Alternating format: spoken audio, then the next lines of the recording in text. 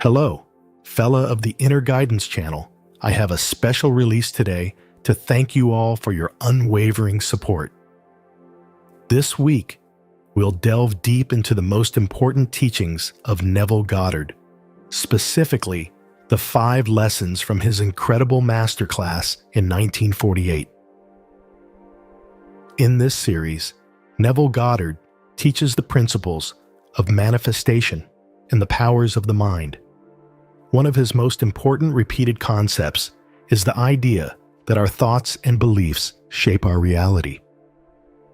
By consistently using our imagination, believing in the reality of our desires, staying aware of our thoughts, living as if our goals are achieved, and persisting in maintaining the desired mental state, we can manifest our dream life. The key is to practice these concepts daily. So now, sit back and relax. Join me as we listen to Neville Goddard's profound teachings, which have the power to transform your life forever. Thank you for being part of this incredible community. Your support means the world to me. Consciousness is the only reality. Lesson number 1. This is going to be a very practical course.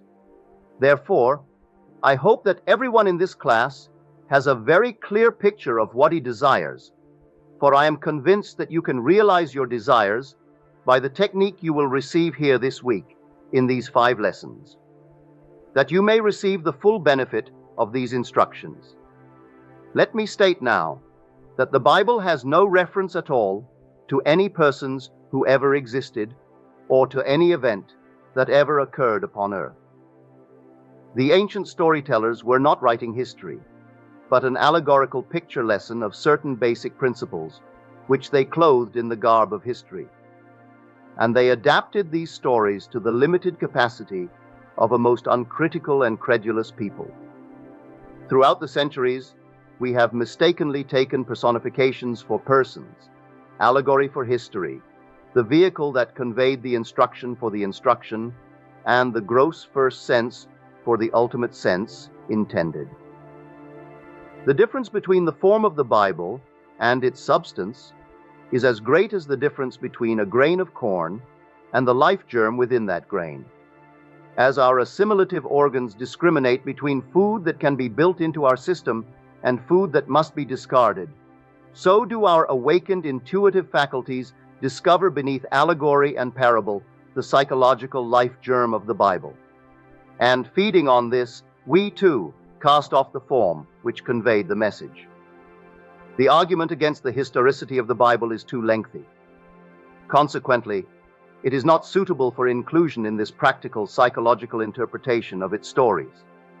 Therefore, I will waste no time in trying to convince you that the Bible is not an historical fact. Tonight I will take 4 stories and show you what the ancient storytellers intended that you and I should see in these stories. The ancient teachers attached psychological truths to phallic and solar allegories. They did not know as much of the physical structure of man as do modern scientists. Neither did they know as much about the heavens as do our modern astronomers. But the little they did know, they used wisely, and they built phallic and solar frames to which they tied the great psychological truths that they had discovered.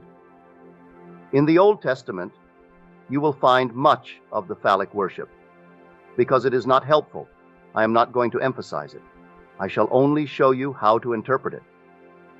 Before we come to the first of the psychological dramas that you and I may use in a practical sense, let me state the 2 outstanding names of the Bible. The one you and I translate as God or Jehovah, and the one we call his Son, which we have as Jesus. The ancients spelled these names by using little symbols. The ancient tongue, called the Hebraic language, was not a tongue that you exploded with the breath. It was a mystical language never uttered by man. Those who understood it as arithmeticians understand symbols of higher mathematics. It is not something people used to convey thought, as I now use the English language. They said that God's name was spelled Jodi Hevau He. I shall take these symbols and in our normal, down-to-earth language, explain them in this manner.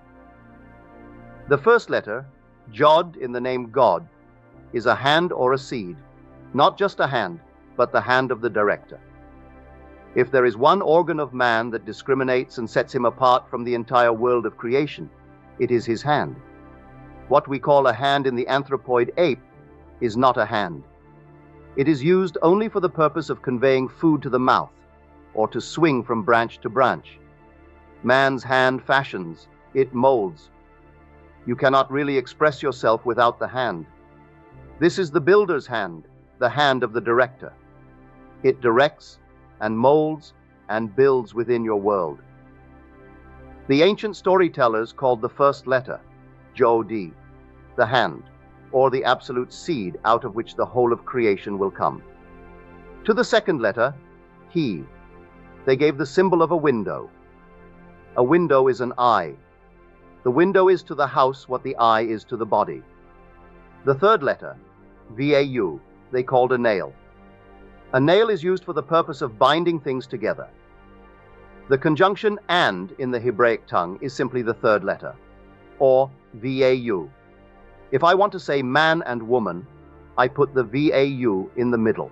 It binds them together. The fourth and last letter, He, is another window or eye. In this modern, down-to-earth language of ours, you can forget eyes and windows and hands and look at it in this manner. You are seated here now. This first letter, Jod, is your I amness, your awareness. You are aware of being aware. That is the first letter. Out of this awareness, all states of awareness come. The second letter, He, called an I, is your imagination, your ability to perceive. You imagine or perceive something which seems to be other than self. As though you were lost in reverie and contemplated mental states in a detached manner, making the thinker and his thoughts separate entities. The third letter, Vau, is your ability to feel you are that which you desire to be. As you feel you are it, you become aware of being it. To walk as though you were what you want to be is to take your desire out of the imaginary world and put the vow upon it. You have completed the drama of creation. I am aware of something. Then I become aware of actually being that of which I was aware. The fourth and last letter in the name of God is another He, another I, meaning the visible objective world which constantly bears witness of that which I am conscious of being. You do nothing about the objective world. It always molds itself in harmony with that which you are conscious of being. You are told this is the name by which all things are made, and without it there is nothing made that is made. The name is simply what you have now as you are seated here. You are conscious of being, aren't you? Certainly you are. You are also conscious of something that is other than yourself. The room, the furniture, the people. You may become selective now. Maybe you do not want to be other than what you are, or to own what you see, but you have the capacity to feel what it would be like were you now other than what you are. As you assume that you are that which you want to be, you have completed the name of God, or the Jod Hevauhi. The final result, the objectification of your assumption, is not your concern. It will come into view automatically as you assume the consciousness of being it. Now let us turn to the Son's name, for he gives the Son dominion over the world. You are that Son. You are the great Joshua, or Jesus, of the Bible. You know the name Joshua, or Jehoshua, we have anglicized as Jesus. The Son's name is almost like the Father's name. The first three letters of the Father's name are the first three letters of the Son's name. Jod Hevau, then you add a shin and an ayin, making the Son's name read, Jod Hevau Shin Ayin. You have heard what the first three are. Jod Hevau. Jod means that you are aware. He means that you are aware of something. And Vau means that you became aware of being that of which you were aware. You have dominion because you have the ability to conceive. and to become that which you conceive. That is the power of creation.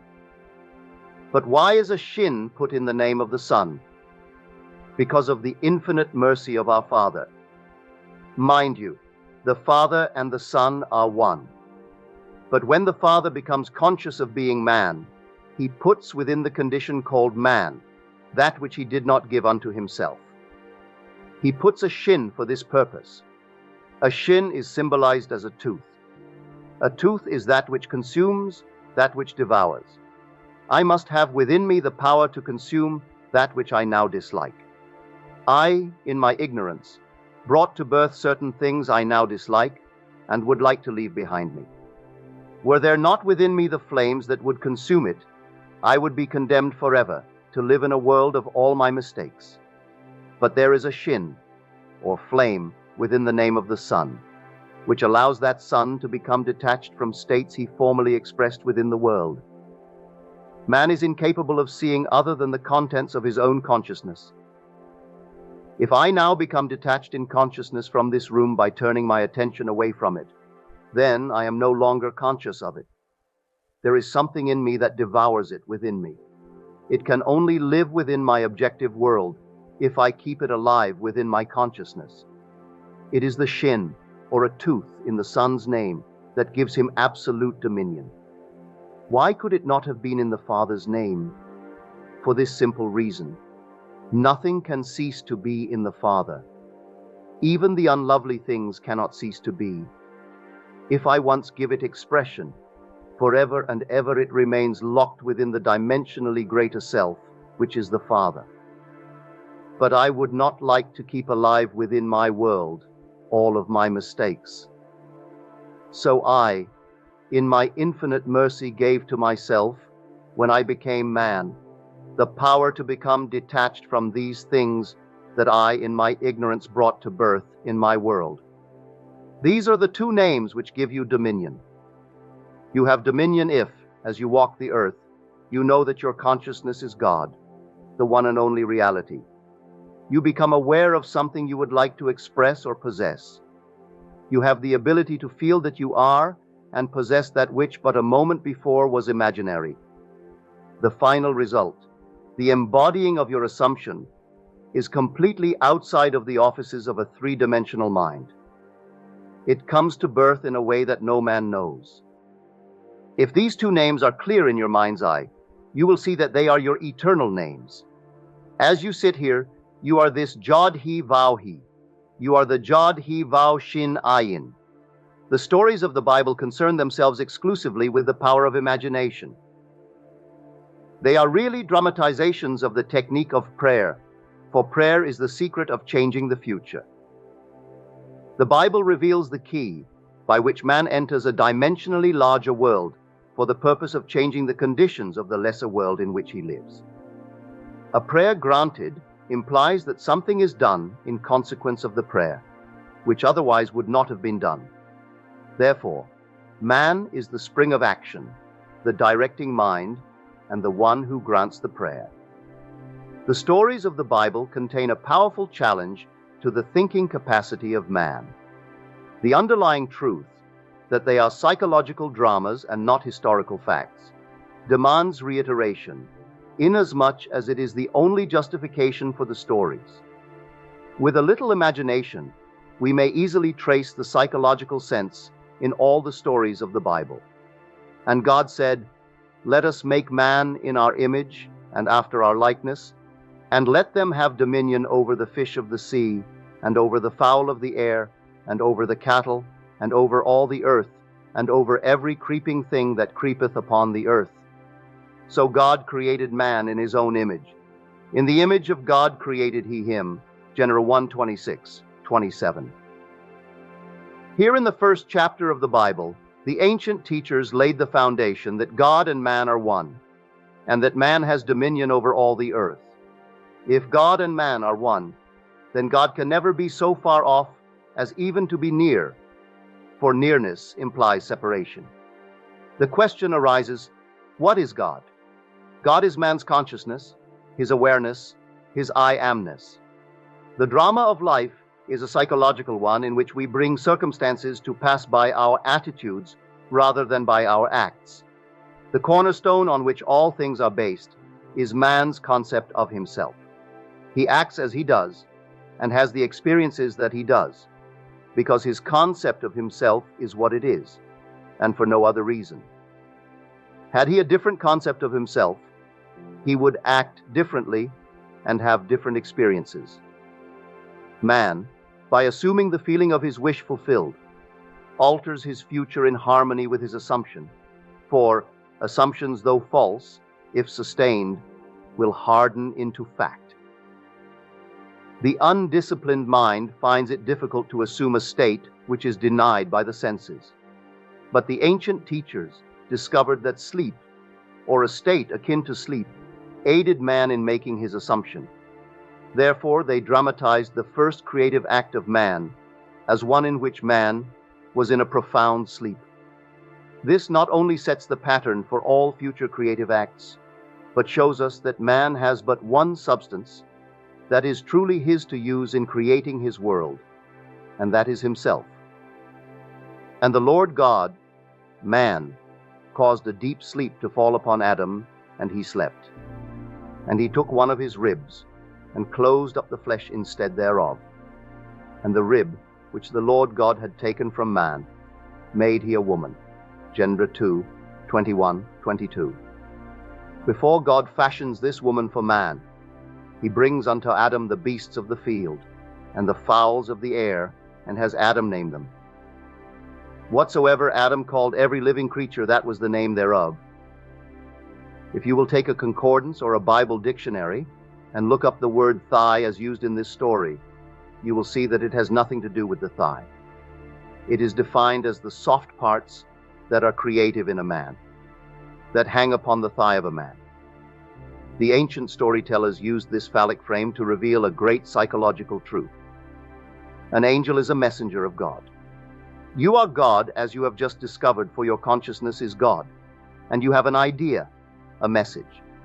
You are wrestling with an idea, for you do not know that you are already that which you contemplate, neither do you believe you could become it. You would like to, but you do not believe you could. Who wrestles with the angel? Jacob. And the word Jacob, by definition, means the supplanter. You would like to transform yourself and become that which reason and your senses deny. As you wrestle with your ideal, trying to feel that you are it, this is what happens. When you actually feel that you are it, something goes out of you. You may use the words, "Who has touched me? For I perceive virtue has gone out of me." You become for a moment, after a successful meditation, incapable of continuing in the act, as though it were a physical creative act. You are just as impotent after you have prayed successfully as you are after the physical creative act. When satisfaction is yours, you no longer hunger for it. If the hunger persists, you did not explode the idea within you. You did not actually succeed in becoming conscious of being that which you wanted to be. There was still that thirst when you came out of the deep. If I can feel that I am that which but a few seconds ago I knew I was not, but desired to be, then I am no longer hungry to be it. I am no longer thirsty because I feel satisfied in that state. Then something shrinks within me, not physically, but in my feeling, in my consciousness. For that is the creativeness of man. He so shrinks in desire. He loses the desire to continue in this meditation. He does not halt physically. He simply has no desire to continue the meditative act. When you pray, believe that you have received, and you shall receive.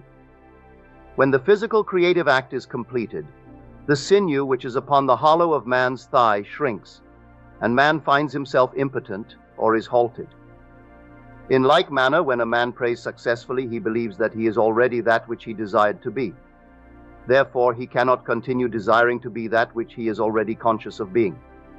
At the moment of satisfaction, physical and psychological, something goes out, which in time bears witness to man's creative power.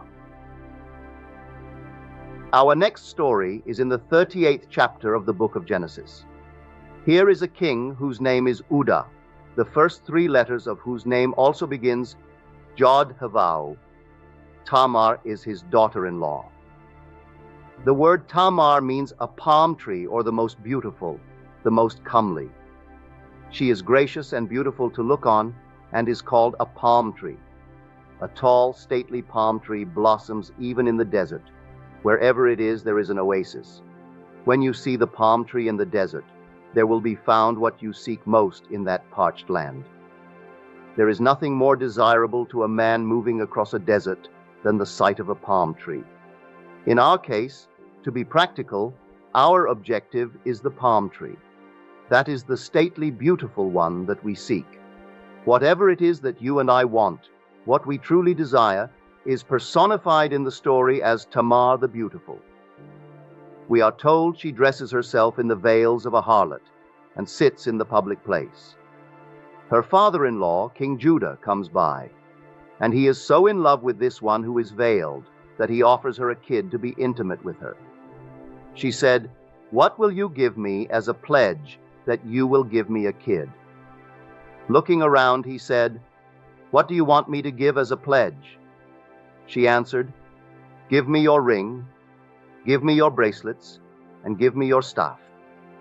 Whereupon he took from his hand the ring and the bracelet, and gave them to her along with his scepter. And he went in unto her and knew her, and she bore him a son. That is the story. Now for the interpretation. Man has one gift that is truly his to give, and that is himself. He has no other gift, as told you in the very first creative act of Adam begetting the woman out of himself. There was no other substance in the world but himself, with which he could fashion the object of his desire. In like manner, Judah had but one gift that was truly his to give. Himself, as the ring, the bracelets, and the staff symbolized, for these were the symbols of his kingship. Man offers that which is not himself, but life demands that he give the one thing that symbolizes himself. Give me your ring, give me your bracelet, give me your scepter. These make the king. When he gives them, he gives of himself. You are the great King Judah. Before you can know your Tamar and make her bear your likeness in the world, you must go in unto her and give of self. Suppose I want security. I cannot get it by knowing people who have it. I cannot get it by pulling strings. I must become conscious of being secure. Let us say I want to be healthy. Pills will not do it. Diet or climate will not do it. I must become conscious of being healthy by assuming the feeling of being healthy. Perhaps I want to be lifted up in this world. Merely looking at kings and presidents and noble people and living in their reflection will not make me dignified. I must become conscious of being noble and dignified and walk as though I were that which I now want to be.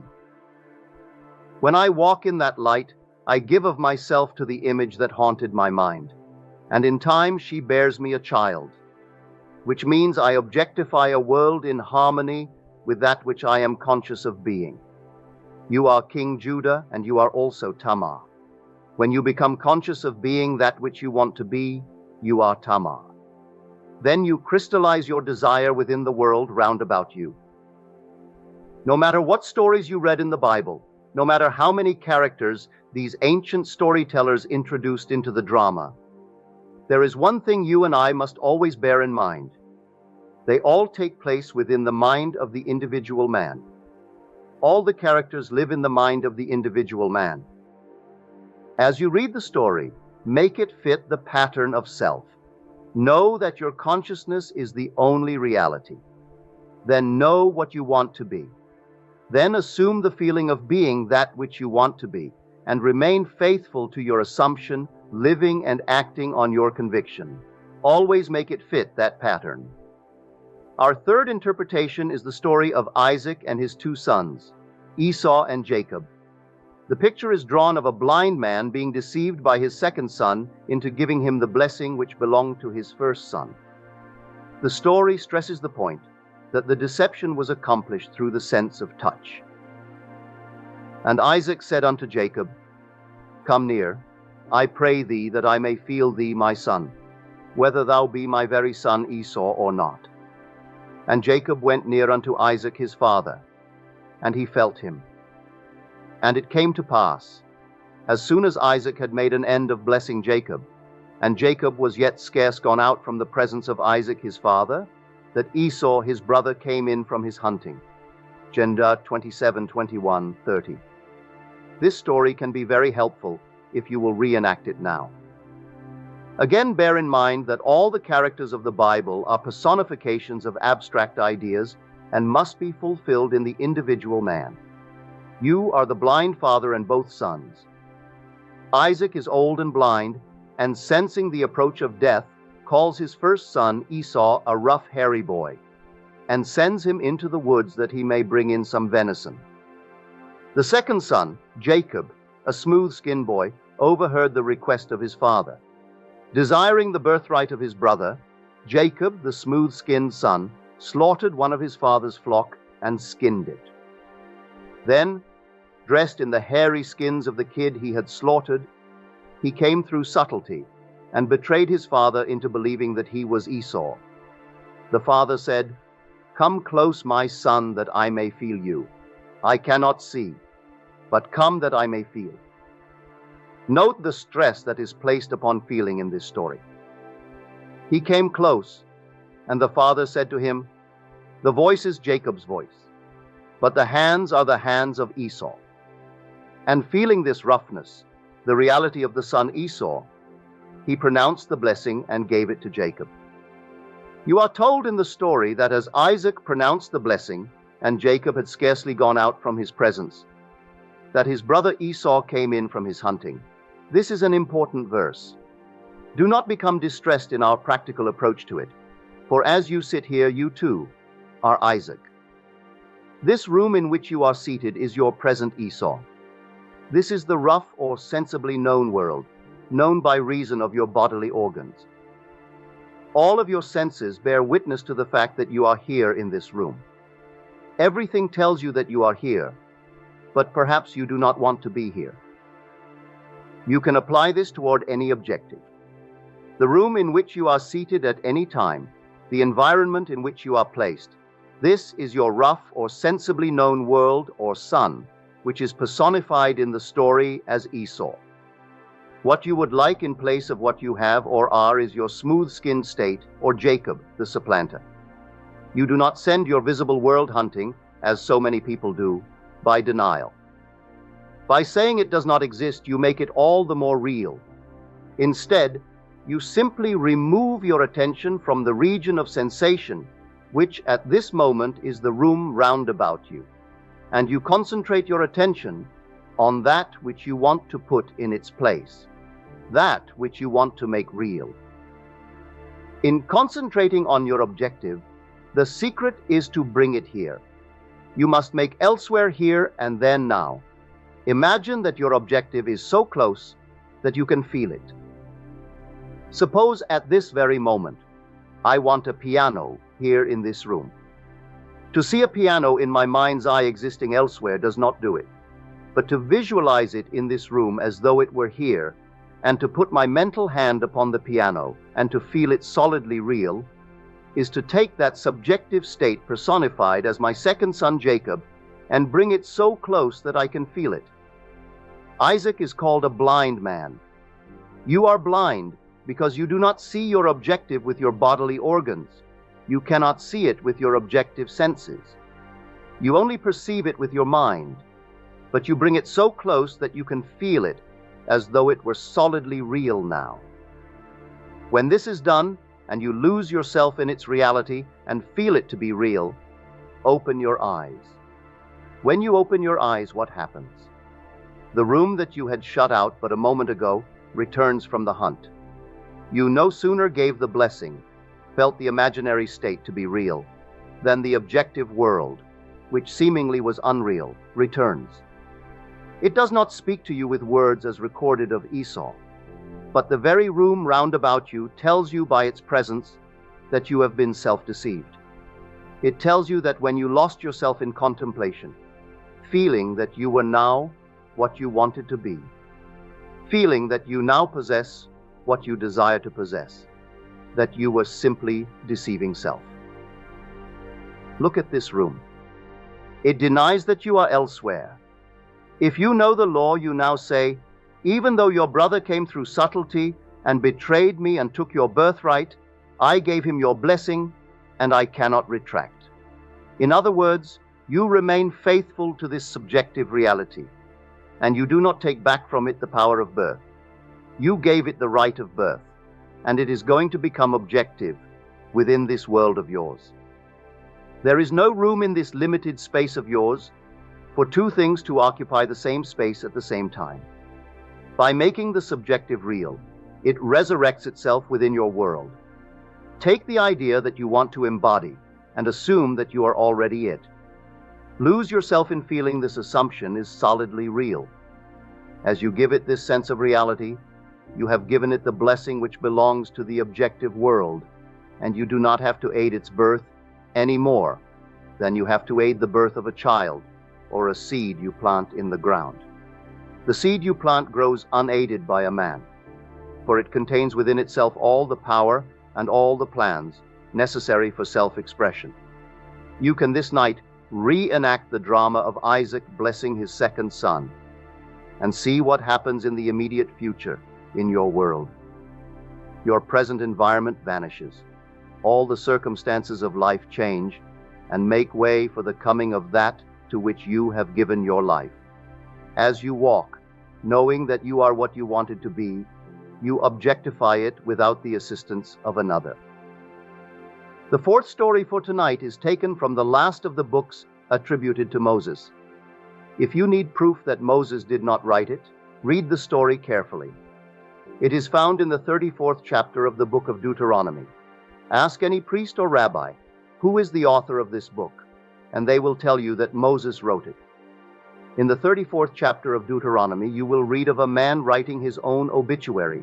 That is, Moses wrote this chapter. A man may sit down and write what he would like to have placed upon his tombstone, but here is a man who writes his own obituary. And then he dies, and so completely rubs himself out that he defies posterity to find where he has buried himself. So Moses, the servant of the Lord, died there in the land of Moab, according to the word of the Lord. And he buried him in a valley in the land of Moab, over against Beth-peor. But no man knoweth of his sepulchre unto this day. And Moses was 120 years old when he died. His eye was not dim, nor his natural force abated. Deuteronomy 34:5, 6:7. You must this night, not tomorrow, learn the technique of writing your own obituary and so completely die to what you are that no man in this world can tell you where you buried the old man. If you are now ill and you become well, and I know you by reason of the fact that you are ill, where can you point and tell me you buried the sick one? If you are impoverished and borrow from every friend you have, and then suddenly you roll in wealth, where did you bury the poor man? You so completely rub out poverty in your mind's eye that there is nothing in this world you can point to and claim, that is where I left it. A complete transformation of consciousness rubs out all evidence that anything other than this ever existed in the world. The most beautiful technique for the realizing of man's objective is given in the first verse of the 34th chapter of Deuteronomy.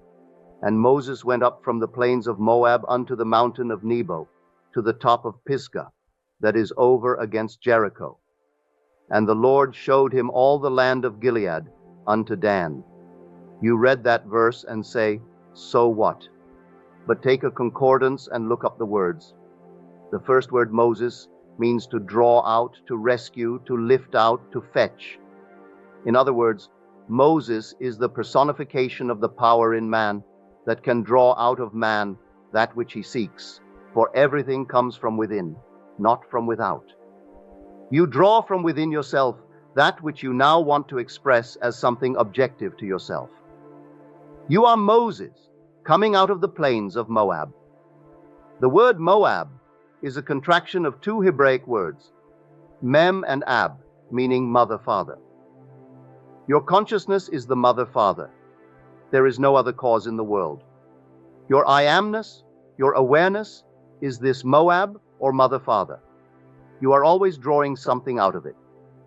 The next word is Nebo. In your concordance, Nebo is defined as a prophecy. A prophecy is something subjective. If I say, so-and-so will be, it is an image in the mind. It is not yet a fact. We must wait and either prove or disprove this prophecy. In our language, Nebo is your wish, your desire. It is called a mountain because it is something that appears difficult to ascend and is therefore seemingly impossible of realization. A mountain is something bigger than you are. It towers over you. Nebo personifies that which you want to be in contrast to that which you are. The word Pisgah, by definition, is to contemplate. Jericho is a fragrant odor, and Gilead means the hills of witnesses. The last word is Dan the prophet.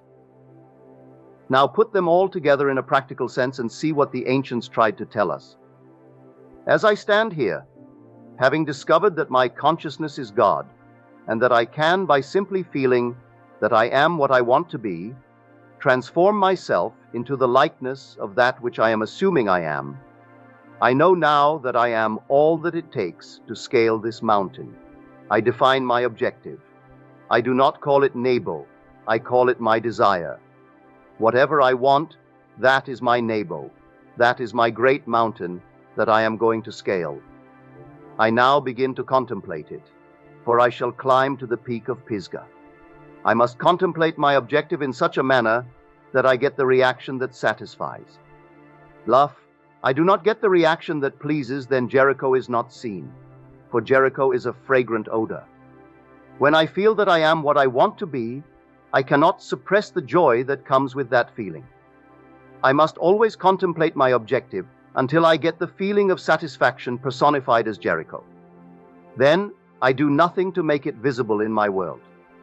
For the hills of Gilead, meaning men, women, children, the whole vast world round about me, come bearing witness. They come to testify that I am what I have assumed myself to be, and am sustaining within myself. When my world conforms to my assumption, the prophecy is fulfilled. If I now know what I want to be, and assume that I am it, and walk as though I were, I become it. And becoming it, I so completely die to my former concept of self that I cannot point to any place in this world and say, that is where my former self is buried.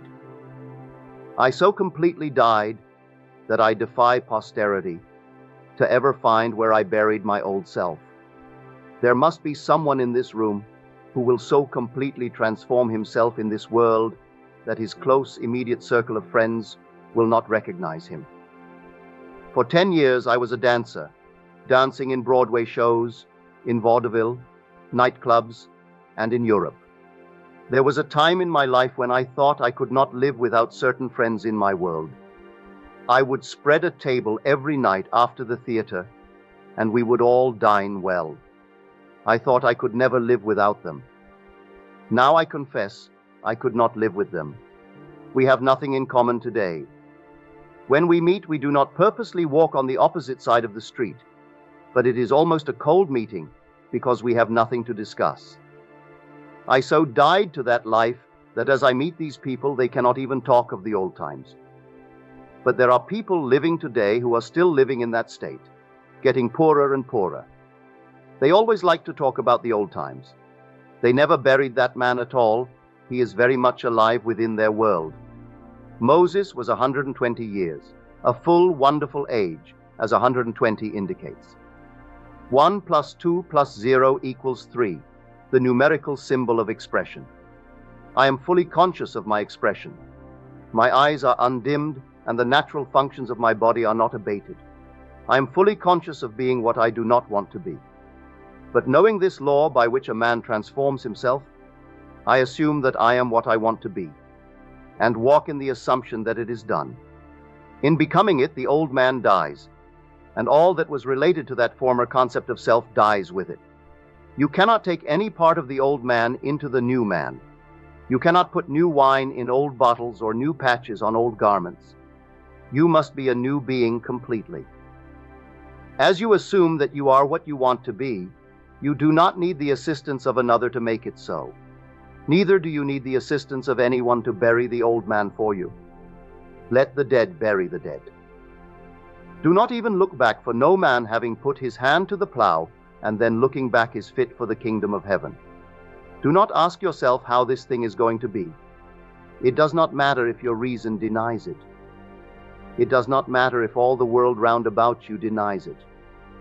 You do not have to bury the old. Let the dead bury the dead. You will so bury the past by remaining faithful to your new concept of self that you will defy the whole vast future to find where you buried it. To this day, no man in all of Israel has discovered the sepulcher of Moses. These are the 4 stories I promised you tonight. You must apply them every day of your life. Even though the chair on which you are now seated seems hard and does not lend itself to meditation, you can, by imagination, make it the most comfortable chair in the world. Let me now define the technique as I want you to employ it. I trust each one of you came here tonight with a clear picture of your desire. Do not say it is impossible. Do you want it? You do not have to use your moral code to realize it. It is altogether outside the reach of your code. Consciousness is the one and only reality. Therefore, we must form the object of our desire out of our own consciousness. People have a habit of slighting the importance of simple things, and the suggestion to create a state akin to sleep in order to aid you in assuming that which reason and your senses deny is one of the simple things you might slight. However, this simple formula for changing the future, which was discovered by the ancient teachers and given to us in the Bible, can be proved by all. The first step in changing the future is desire. That is, define your objective. Know definitely what you want. Second, construct an event which you believe you would encounter, following the fulfillment of your desire. An event which implies fulfillment of your desire. Something which will have the action of self-predominant. The third step is to immobilize the physical body and induce a state akin to sleep. Then mentally, feel yourself right into the proposed action. Imagine all the while that you are actually performing the action here and now. You must participate in the imaginary action, not merely stand back and look on, but feel that you are actually performing the action, so that the imaginary sensation is real to you. It is important always to remember that the proposed action must be one which follows the fulfillment of your desire, one which implies fulfillment. For example, suppose you desired promotion in office. Then being congratulated would be an event you would encounter following the fulfillment of your desire. Having selected this action as the one you will experience in imagination to imply promotion in office, immobilize your physical body and induce a state bordering on sleep, a drowsy state, but one in which you are still able to control the direction of your thoughts, a state in which you are attentive without effort. Then visualize a friend standing before you. Put your imaginary hand into his. Feel it to be solid and real, and carry on an imaginary conversation with him in harmony with the feeling of having been promoted. You do not visualize yourself at a distance in point of space, and at a distance in point of time being congratulated on your good fortune. Instead, you make elsewhere here, and the future now. The difference between feeling yourself in action, here and now, and visualizing yourself in action, as though you were on a motion picture screen, is the difference between success and failure. The difference will be appreciated if you will now visualize yourself climbing a ladder. Then, with eyelids closed, imagine that a ladder is right in front of you and feel yourself actually climbing it. Experience has taught me to restrict the imaginary action which implies fulfillment of the desire, to condense the idea into a single act, and to reenact it over and over again until it has the feeling of reality. Otherwise, your attention will wander off along an associational track, and hosts of associated images will be presented to your attention, and in a few seconds, they will lead you hundreds of miles away from your objective in point of space and years away in point of time. If you decide to climb a particular flight of stairs because that is the likely event to follow the fulfillment of your desire, then you must restrict the action to climbing that particular flight of stairs. Should your attention wander off, bring it back to its task of climbing that flight of stairs, and keep on doing so until the imaginary action has all the solidity and distinctness of reality. The idea must be maintained in the mind without any sensible effort on your part. You must, with the minimum of effort, permeate the mind with the feeling of the wish fulfilled. Drowsiness facilitates change because it favors attention without effort, but it must not be pushed to the state of sleep in which you no longer are able to control the movements of your attention, but a moderate degree of drowsiness in which you are still able to direct your thoughts. A most effective way to embody a desire is to assume the feeling of the wish fulfilled, and then, in a relaxed and drowsy state, repeat over and over again like a lullaby any short phrase which implies fulfillment of your desire, such as, "Thank you, thank you, thank you," as though you addressed a higher power for having given you that which you desired. I know that when this course comes to an end on Friday, many of you here will be able to tell me you have realized your objectives. 2 weeks ago, I left the platform and went to the door to shake hands with the audience. I am safe in saying that at least 35 out of a class of 135 told me that which they desired when they joined this class, they had already realized. This happened only 2 weeks ago. I did nothing to bring it to pass, save to give them this technique of prayer. You need do nothing to bring it to pass, save apply this technique of prayer.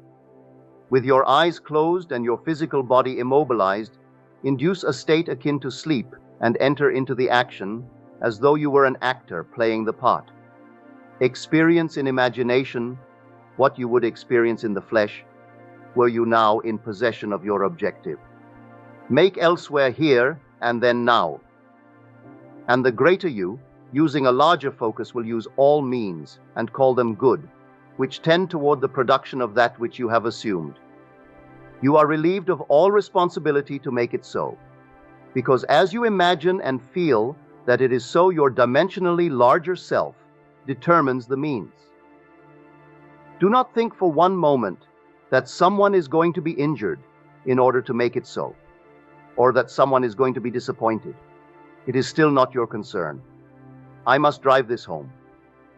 Too many of us, schooled in different walks of life, are so concerned about the other. You ask, if I get what I want, will it not imply injury to another? There are ways you know not of, so do not be concerned. Close your eyes now, because we are going to be in a long silence. Soon you will become so lost in contemplation, feeling that you are what you want to be, that you will be totally unconscious of the fact that you are in this room with others. You will receive a shock when you open your eyes and discover we are here. It should be a shock when you open your eyes and discover that you are not actually that which, a moment before, you felt you were, or felt you possessed. Now we will go into the DP silence. I need not remind you that you are now that which you have assumed that you are. Do not discuss it with anyone, not even self. You cannot take thought as to the how when you know that you are already. Your three-dimensional reasoning, which is a very limited reasoning indeed, should not be brought into this drama. It does not know. What you have just felt to be true is true. Let no man tell you that you should not have it. What you feel that you have, you will have. And I promise you this much, after you have realized your objective, on reflection, you will have to admit that this conscious reasoning mind of yours could never have devised the way.